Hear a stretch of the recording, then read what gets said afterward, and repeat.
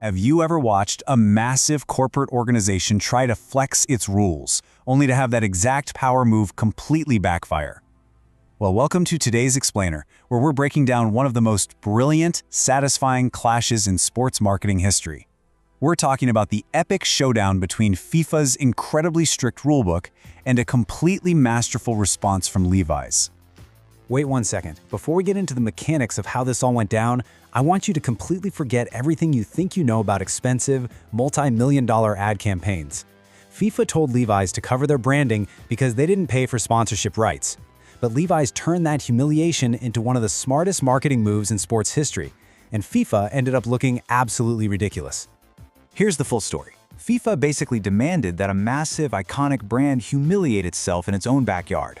But outsmarting your competition doesn't always require a massive budget. It just requires a shift in perspective. Let's dive into how exactly they pulled this off. To really understand the impossible corner Levi's was pushed into, you have to understand the rulebook. FIFA has this incredibly strict rule for the World Cup called the Clean Stadium Policy. Basically, if your company is not an official FIFA sponsor, your branding cannot show up anywhere inside or outside the stadium. And they are dead serious about this. Look at how absolute this policy really is. We're talking no logos, no names, absolutely nothing. If you didn't pay that massive sponsorship fee, you literally do not exist to them. It's a rigid rule with zero exceptions. But here's the problem. FIFA had scheduled major World Cup matches at this specific venue. And the reality? The building is literally named Levi Stadium. The whole place is a giant monument to a non-sponsor. You kind of can't just pretend a stadium like that doesn't have a name. So what did FIFA actually do? Well, they went with a heavy-handed power move. First, they temporarily renamed the entire stadium to wipe the Levi's name from the official record. And then they went directly to Levi's and told them flat out, cover up your branding, erase yourselves.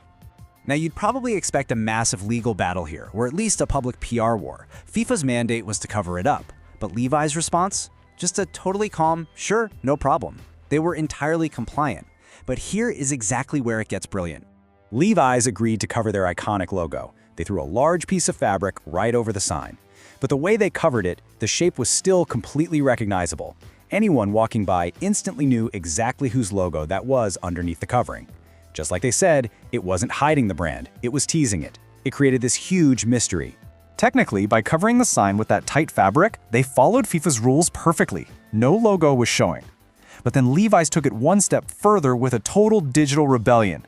They made that exact image, the covered-up logo, their profile picture across all of their social media platforms. They leaned directly into the censorship.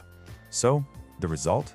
The exact thing FIFA wanted to hide became the most talked-about image of the entire tournament. People started asking, wait, why is the Levi's logo covered? The story spread everywhere like wildfire. News outlets eagerly picked it up, and social media just couldn't stop talking about it. Which brings us to the most staggering part of this whole thing. $0. That is exactly how much it cost. FIFA tried to erase a brand and accidentally turned it into a massive viral marketing campaign that Levi's didn't even have to pay for. For the marketing professionals tuning into this explainer, this right here is a complete masterclass in brand jiu-jitsu. When you can't fight the rules directly, you make the restriction itself the story. FIFA created the conflict. Levi's just had to respond with one clever move and let the internet do the rest. The overarching takeaway here is simple. Sometimes the best marketing isn't about spending more money. It's about turning your competitor's power move against them in a way they can't even complain about, because technically you followed every single rule. So I want to hand this over to you. What do you think? Was this genius marketing, or did FIFA just get completely outsmarted? Let me know in the comments. And hey, if you enjoyed breaking down brand strategies like this, hit subscribe and turn on notifications, because we cover stories like this every single week. Stay curious, and I'll see you in the next one.